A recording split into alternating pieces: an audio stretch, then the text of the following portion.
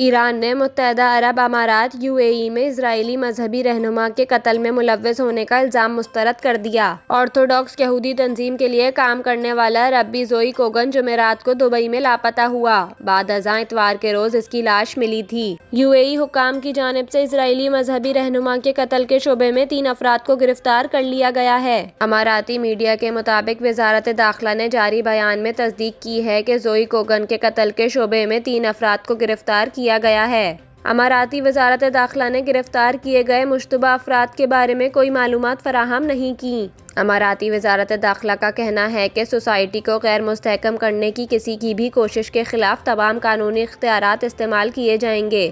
اسرائیلی اور اماراتی حکام نے تحقیقات کا آغاز کر دیا۔ اسرائیلی ربی کے پاس یورپی ملک مولڈووا کا پاسپورٹ بھی تھا۔ اسی پاسپورٹ پر دبئی کا سفر کیا تھا۔